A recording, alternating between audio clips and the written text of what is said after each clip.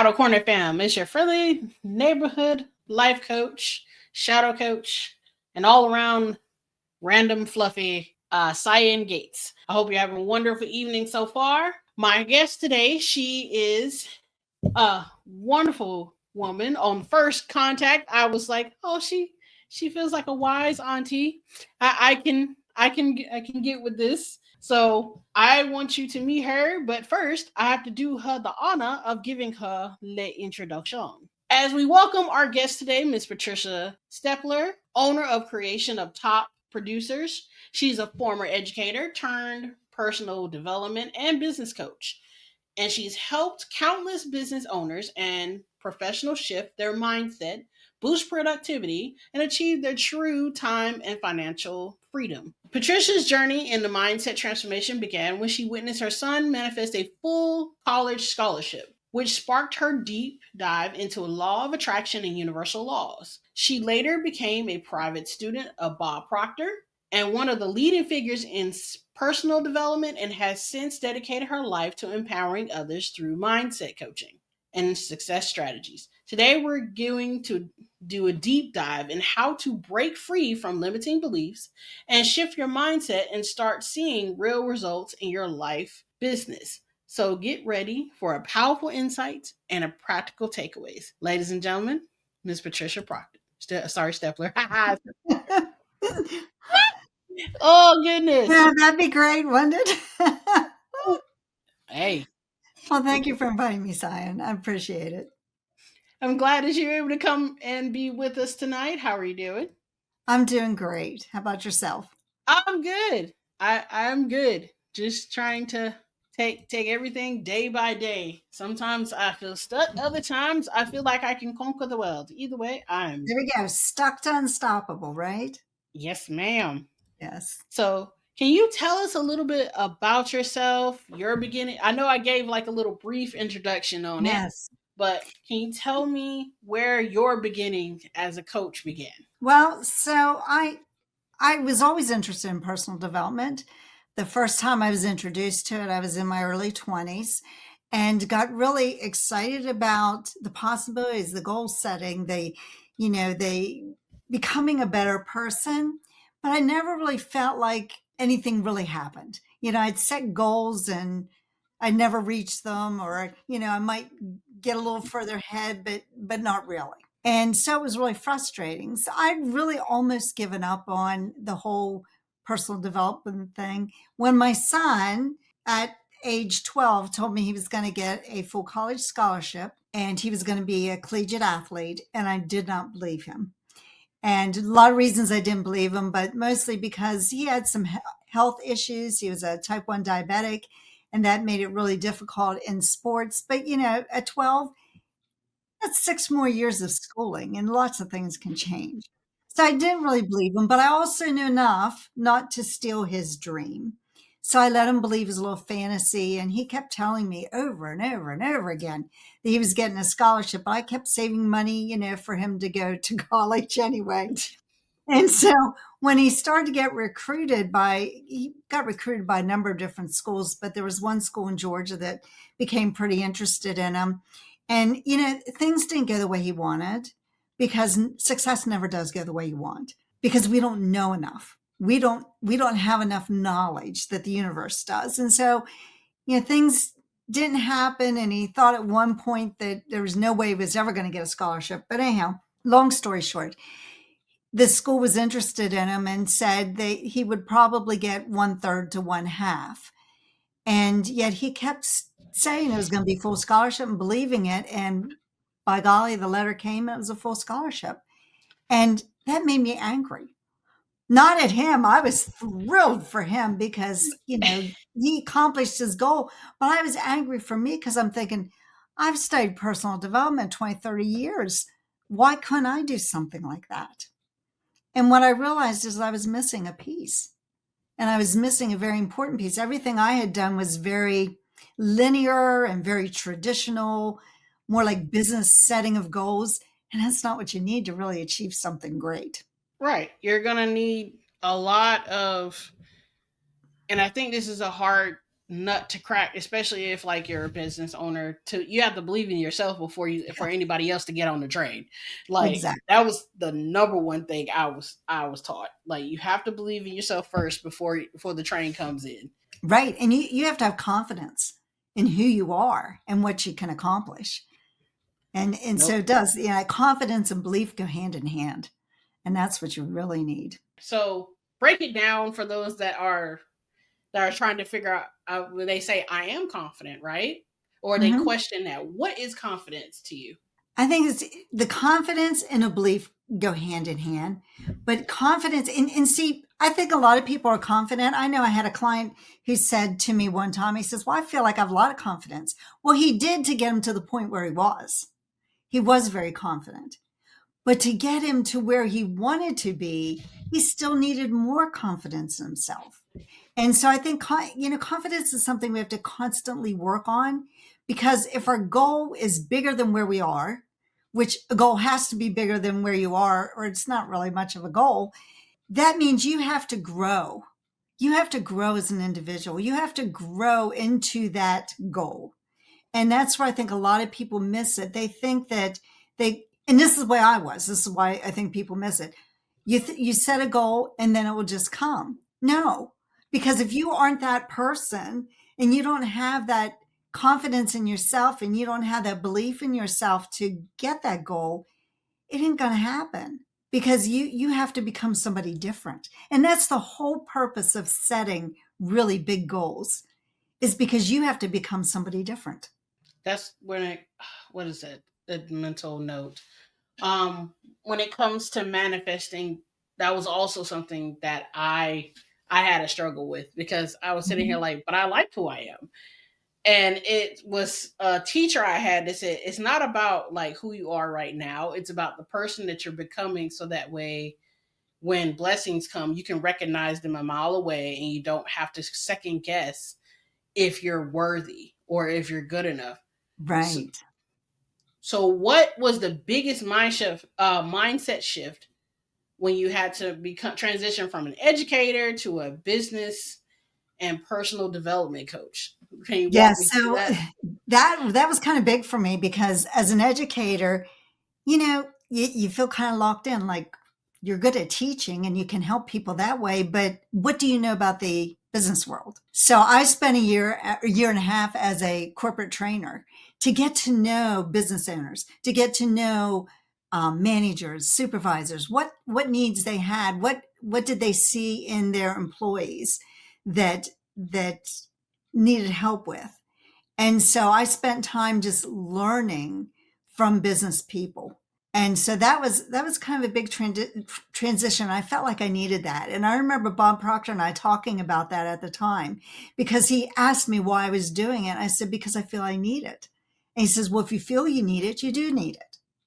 And, so it was gaining that experience. And what I discovered, what was something kind of interesting to me was that, teachers dealing with children, they have there's certain issues they have, and yet supervisors and managers have those same issues with employees, and because we never really change much because most of us never take the time to first of all know who we are or to know what we really want. And so we just kind of go through life just letting life happen to us instead of deciding what we want and going after it.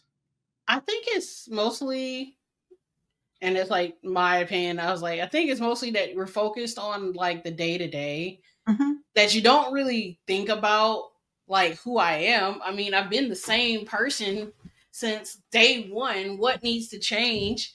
I've been the same employee that has came and do like multiple shifts when you needed it. So why should I need personal development? Why do I need to rethink all that? What do you say to somebody when they like say that to you? So I think that's part of the issue. We get so into a routine and in habits, and we just do the same thing over and over again. And that's where I was when I was teaching. I felt very stuck at times because I was doing the same thing every year, as I was teaching children, and I was, doing the same activities, running my daughters to dance, running my son to ball practices. And I got to the point where I felt like I didn't even have an identity. I was so and so's mom. I wasn't me. Oh And goodness. you get to that point and you feel like, is this all there is to life? Now, for some people, doing what I did is life to them, and they don't have those aspirations to go on and do something bigger. But if you have the aspiration to go on and do something bigger, here's the thing: if you get an idea of something you really want to do, you already have the talent and ability inside of you to do that. You just have to maybe find it and unlock it. But if you do aspire to something different, then you have all the talent. You just maybe Okay. haven't discovered. Okay. So what's one of your focuses in helping people break from those limiting beliefs? Like, what are some of the most common limiting beliefs that you see, especially in business owners and professionals? I know one on my end as an employee, I see it's I think it was one problem was that the manager was trying to make carbon copies of the same person that they love so much that Hmm. they put that type of pressure on all their other employees. So then it became, instead of you accepting my identity, you're now trying to conform me to whoever this person is, and I don't feel comfortable that way. So can you share with us, like, how do you break free from those limiting beliefs, and what are the most common limiting beliefs? So, breaking free from your limiting beliefs, first you have to be aware that you have them. And you have to, awareness is everything. So, you have to start looking at what things in your life would you like to change? And one of the first activities I give to my clients is make a list of the things you'd like to do, the things you'd like to be, the things you'd like to have, and let your mind go wild. Don't say, oh, but I couldn't get that. Oh, but I can't do this. Just let your mind go wild of the things you want to do, be, and have. And then, start to look at those lists and say, okay, so what's preventing me from doing that? And then you're going to start seeing those limiting beliefs. Well, I don't think I'm good enough. Well, I don't think I can have that. I don't have the money. How would I ever get that? I remember the very first seminar, or I guess meeting I went to as a consultant with Proctor Gallagher. Bob Proctor said, your first goal should be to turn your yearly income into a monthly income. Now, at the time, I was still teaching school. And so here I am with a bunch of consultants that had all bought like a franchise in the Proctor Gallagher. And the first thing running through my mind was like, times my salary by 12. I thought that's not even possible, because even the superintendent of our school system doesn't make that much money. You see, I was so locked in to where I was that I couldn't even take those blinders off. And probably for, I don't know what he said for the next 5 minutes, because that's what was going through my mind. And then all of a sudden it was like, what am I thinking? I am now in a business of my own. I can do whatever I want. And it was just that shift. But we get so locked into those limiting beliefs because they are so ingrained in our minds. And so we have to start changing them. So awareness, being aware that you have a limiting belief, and then figuring out, okay, so what would I really like to do? And what do I need to change in order to be able to even accomplish that? And I see this in so many people, just people I talk to, you can just start to see where they're limiting the potential they have inside of them. Because we all have so much potential. We just don't let it out and show it, because we don't realize that we can accomplish so much more. That is, ooh, I'm glad you said that, because that is something that I talk about on my podcast. When it comes to not believing in yourself, not feeling like you have the energy, because sometimes where we're planted, it affects our mindset, and it also affects how we present ourselves, how we look at things. And because one person in your family didn't do it, or one person in your friend group didn't do it, you feel like that this is what it is. And uh, as growing up in the South, is very known that sometimes there's so much of a crab in a bucket mentality that it's like, in order for you to become yourself, you have to pull someone else down in order Yeah. to do so. Um, Thankfully, I didn't feed into that because I felt like there's so much room at the top. The bottom's just very overcrowded. Yes. So, um, I know people struggle with the balance between manifesting and taking action because it's the fear that's attached to it. So, how do you coach people to align their mindsets with real and tangible progress? So you're so right when you just said about manifesting and taking action. So the first thing you have to do is to, know what it is that you want. And you do have to think about it. You have to keep very focused. And, I think even in today's world, it is so hard to keep focused because there's so many distractions that are coming at us every minute. You sit at your computer and there's a ping here and a sound there, and it distracts us. Text message from family, text message from everywhere, just Exactly. no Yes. breaks. Yeah, Just, so it's hard to stay focused. And so that's one thing that I do teach people is how they can like put blinders on to what's going on around them and keep very focused. But you have to get that goal, what it is that you want, and it has to become a burning desire. Napoleon Hill talks about that in Think and Grow Rich, that it has to you have to become obsessed by it and okay. focus on it and not on the opposite. Because what we often do is, well, a lot of my clients want to make more money.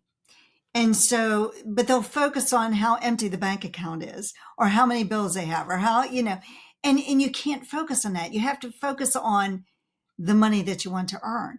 But then you also have to take action because just being focused or just thinking about it isn't going to change anything. You have to have a different action. And as you step out of your comfort zone, which is also difficult to do at times because there that fear factor that you just mentioned, we get afraid of doing something. And I was very guilty of this early on in my business. Bob would say, you need to go talk to this person. And I would avoid doing that in the biggest way because I was Oh afraid my to talk goodness. to somebody, which is so ridiculous, looking But you're back at so it now. approachable though. Why Yeah, would but you be but not afraid to that talk to anyone? I couldn't do it because I was talking to a business person. And so that was difficult for me because I didn't what did I know about what they were doing, so it was just difficult. But it's that fear of going out and doing something different. But that's what we have to do. And it's almost like, like I said, everybody gets obstacles. My son had many obstacles on his way to getting that scholarship, but it's almost like a test. And I think you have to start looking at an obstacle or a fear as a test. Because when you look at it that way, you're like, then you can go past it and you can say, oh, this is just a test. I can do this. And it gives you a little more confidence, that you can go ahead and move forward. But if we allow that fear to keep us down and to keep us stuck, then we're just going to, always get almost to the point of a breakthrough and then we're going to bounce back because we're allowing the fear to overwhelm us. But if we just realize, and this is something that comes when you really start to understand how the mind works and how the universal laws work. Hmm. If we start to think that higher power, and whether you call it infinite intelligence, source energy, or God, whatever you choose to call that higher power, if you realize that it is there to help you succeed, it is not there to keep you down. And when you start to realize that it wants you to have what you want, and as soon as you state what you want, it's there. You just have to put the action behind it and reach out and say, I want it now, and get that. And that's the hardest thing. And that's what my son did, for 6 years. He just kept talking about that scholarship. There was never any doubt in his mind. Did he have fear at times? Well, sure he did. Did things go wrong? Yes. But he kept the focus on the achievement. Okay. And you just kept going towards it. And that's what we have to do. Okay. So I know many entrepreneurs and professionals feel overwhelmed even after stepping out on faith. There's like that little in between where stress and feeling overwhelmed takes over. How do you help them move through that from stress to clarity? Because I know it's like it takes me a while as a business owner to get my head out of like the can of wait, what if this goes wrong? Because like I'm an overthinker, so I try to plan like 5 steps ahead of what is or hasn't even happened yet, so which contains anxiety. So sometimes it makes me feel overwhelmed because I don't know how to get back to my happy place, but I sometimes have to remind myself that that's future science problem, that's not current science problem.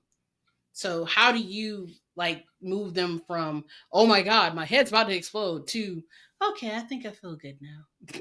Yeah, I think you have to realize, and I understand that overwhelm. I was the same way when I allowed that to happen. And I think you just need to learn to let go and let God.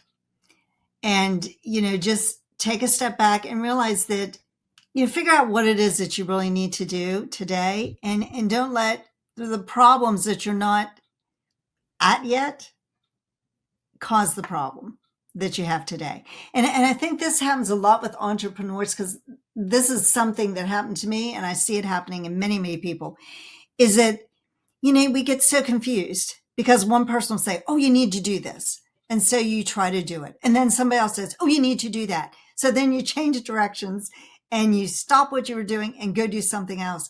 And so we have all this confusion. And that's when I work with like new entrepreneurs, or, new coaches, or ones that are struggling.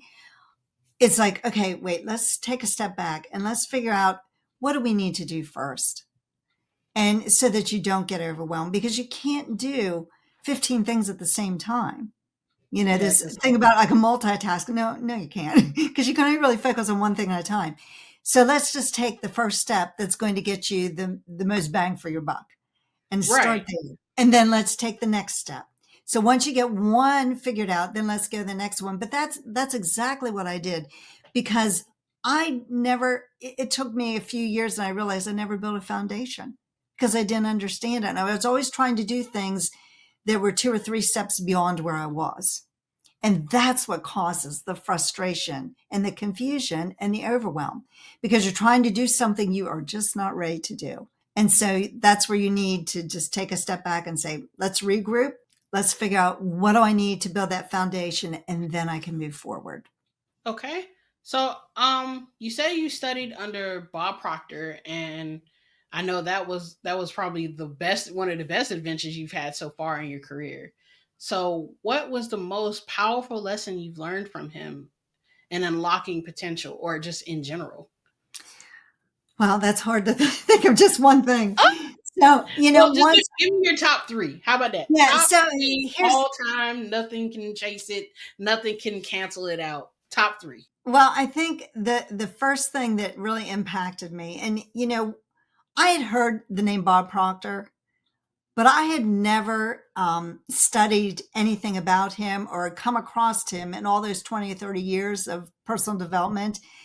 But when my son got that scholarship, I knew he had caused it. I just didn't know how, because it didn't make sense to me, because all the more traditional goal setting and personal development I'd done, I couldn't figure it out. So I was searching for the answer when I came across Bob Proctor. So I never came across him to after my son got the scholarship. And that was like enlightening. So once I discovered him and knew that he was my missing link, I couldn't get enough of him. But I think the first, and again, the first consultant training I went to with him, he made the statement. He says, most people tiptoe through life hoping to make it safely from birth to death. And when their heart stops beating, it's a mere formality. That hit me like a ton of bricks. And I thought, I don't want that to be me. I don't want to Oh, tiptoe anymore, because I feel that's what most people do. We do tiptoe through life, and we're just doing the routine day in, day out. And at the end, like I didn't want to have any regrets. I was like, I want to do, and so that became my kind of mantra for my children. If you want to change what you're doing, that's fine, but don't have any regrets. Do what you want to do, just don't have any regrets, because you don't want to get to the end of your life and say, "Oh, I wished I'd have only." No. So that was the first big lesson. It was like go with it with everything. Go after what you want and dream big. You if you set a tiny goal, you get tiny growth. But when you go after something big, you have to become somebody different. And that was probably the next thing I really learned from him was that the person you are today has accomplished everything that you have today. But that person that wants something bigger in life is not you today. You have to become somebody different. And so until you become somebody different, you're not ready to accomplish that dream and that goal. But when you've become the person, and you have to become the person first before you accomplish the goal. See, a lot of us set goals thinking we can be the same person we are and set this big goal. That's the way I did. And that's why it never happened, because I did not have the growth inside of me. And so I had to become somebody different. So you have to study who you are.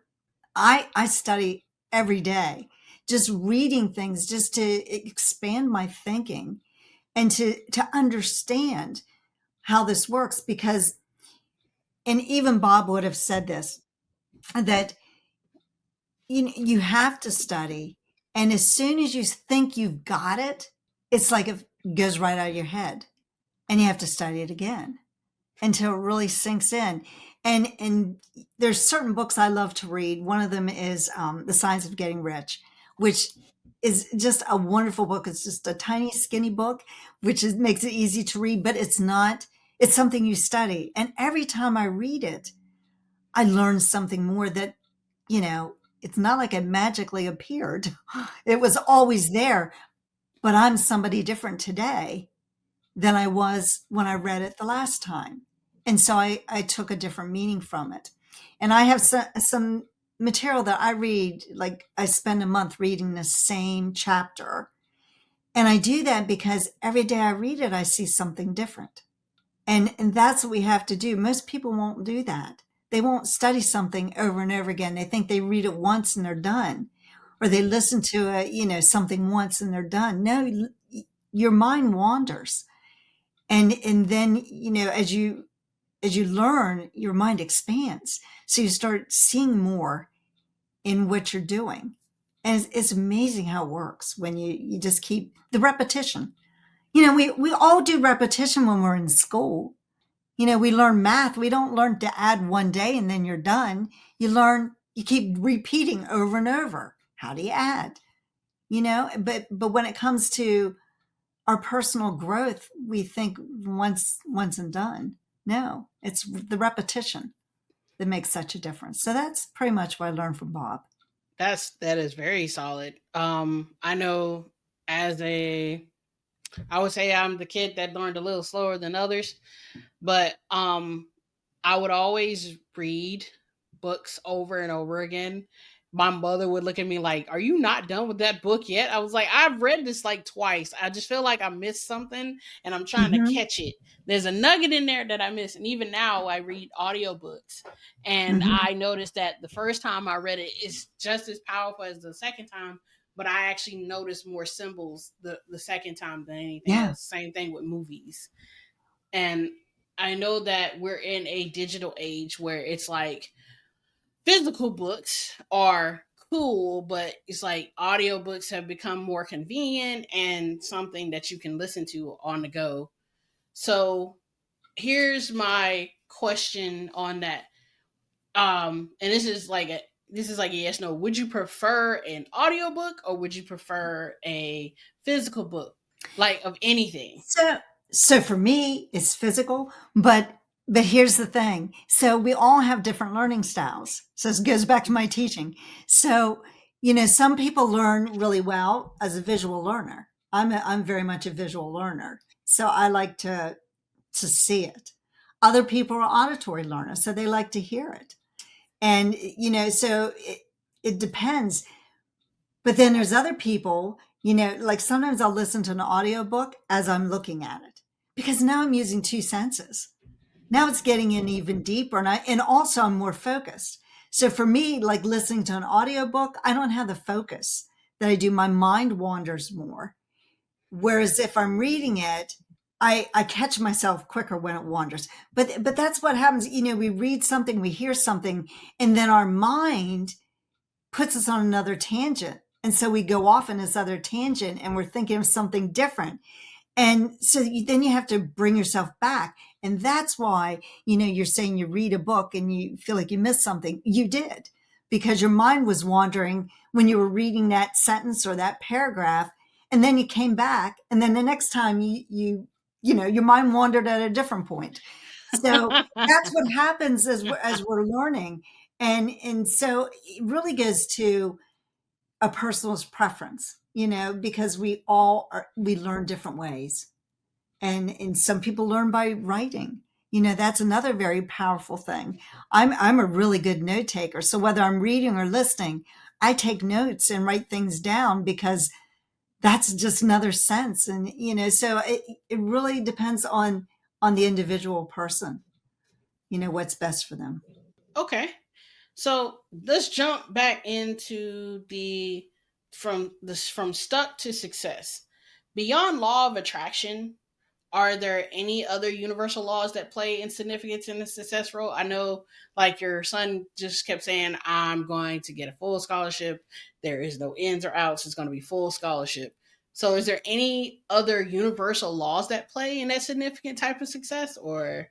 So I think, the law of attraction is the one that gets probably the most visibility, as far as the laws. But there are a lot of laws, and one of them is that reaction, action, reaction.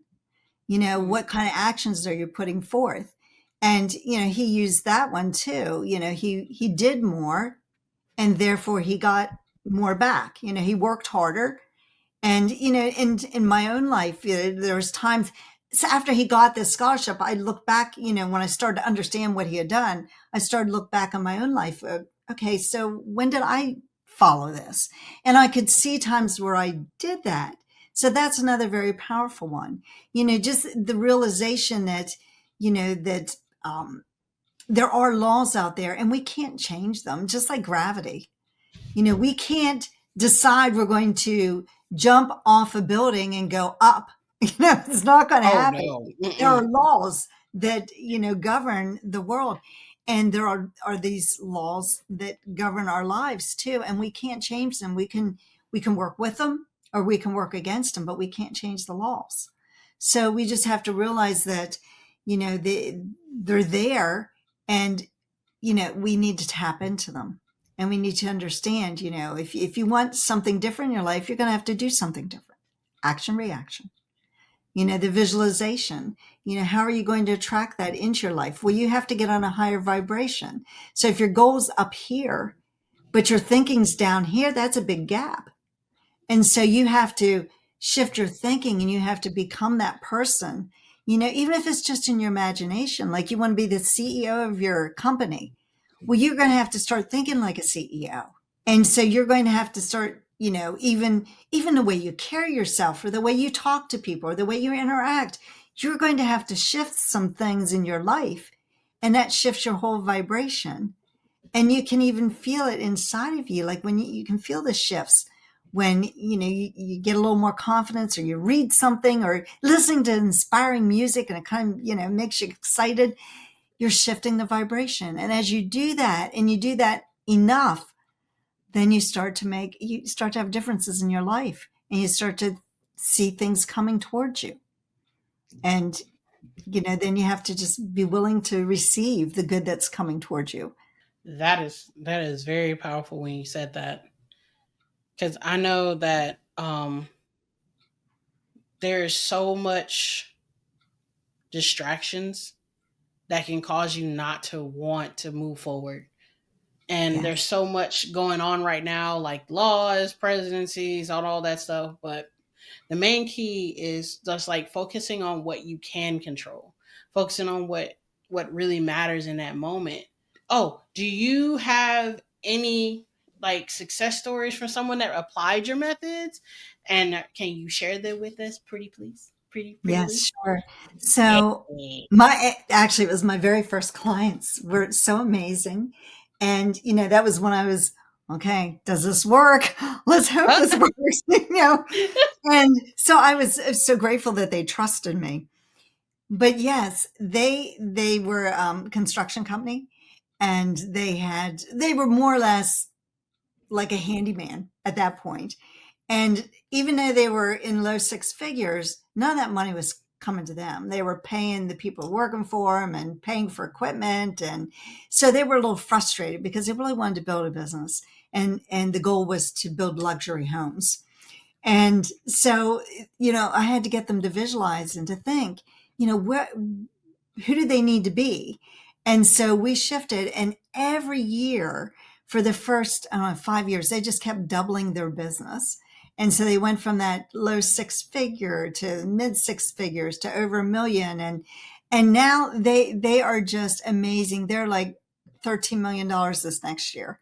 They are Wow. just, because they shifted their whole thought process.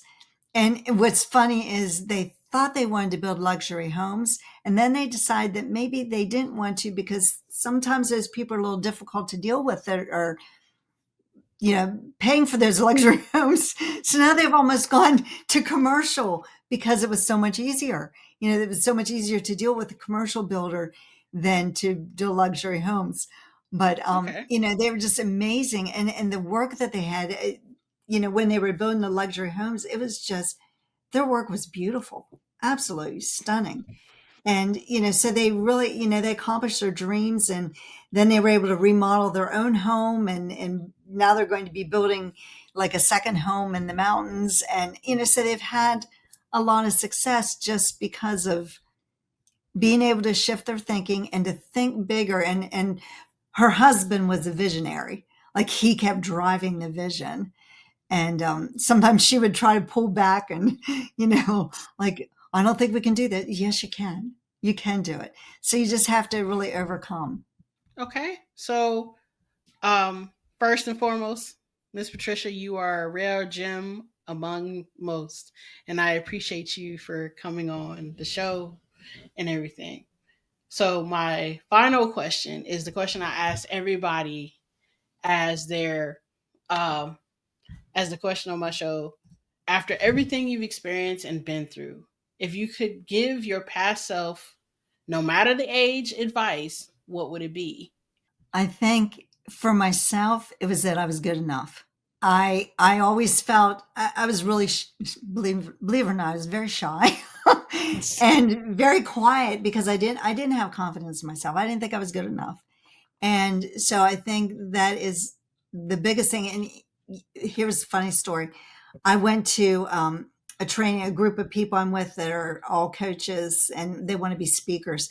And almost every single one said they didn't think they were good enough. And it was just amazing. Here we are helping other people to get them to feel like they're good enough. And so there's something, entrenched in us that, that we feel like we're not good enough and we don't measure up. And so I think that would be the one thing. You are good enough, and you can do anything you want to do, and you can accomplish anything you want to do. And I think if more people just started to believe that, what a difference it would make. What a difference indeed. I feel like it's like a walking oxymoron.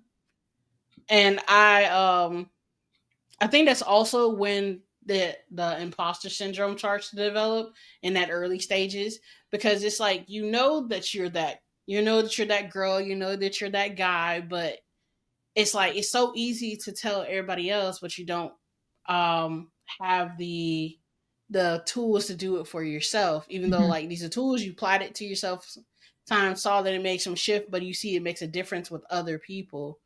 So do you think that even the tools that we use for ourselves and it works for others, should we shift our focus when we work on not only ourselves but for the people closest to us? Or Yes. So when we're children, like up until about the age of 7 or 8, everything's just going right into our subconscious mind. And that's where our self image is formed. And so our self image is almost completely finished by the time we're 7 or 8 years old. So whatever, we've been told, or whatever, we've picked up, or, intuitively, or thought, wrong maybe, but it's pretty much formed your self image. And so if you never work on that self image, then that's pretty much what you have your whole life. And so if we realize that, so I worked hard on my kids to build a good self-image in them, which I think is why my son even thought he could get a scholarship, because I did know that much from the personal development, because I did personal development before I had children. And so I realized how important was the words you say to people, and the thoughts you give them.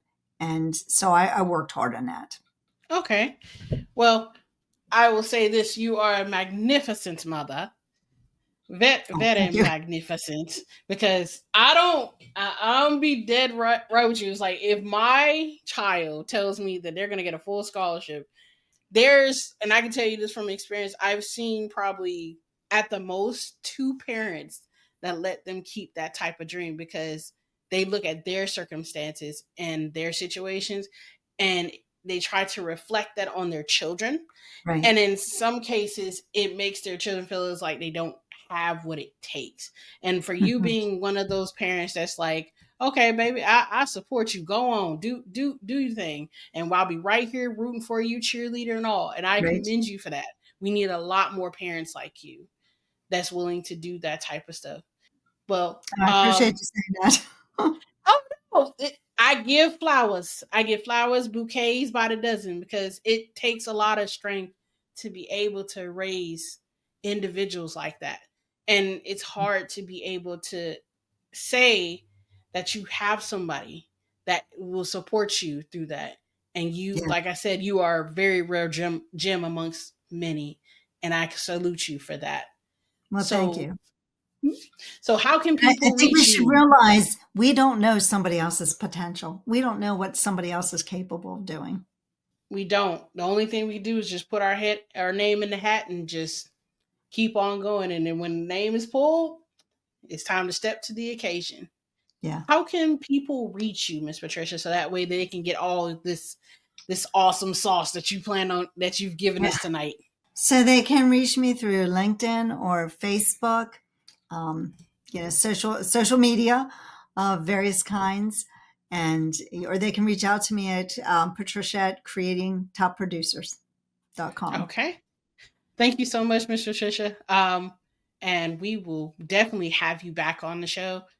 And I'm trying to think of my brain. Why did stop? Why did you stop? But we will see you soon, okay? Okay. All right. Thank you. Well, folks, and as always, I can hope for 30 minutes, but it never is. There's just too many gems that's attached to every person that comes on this show.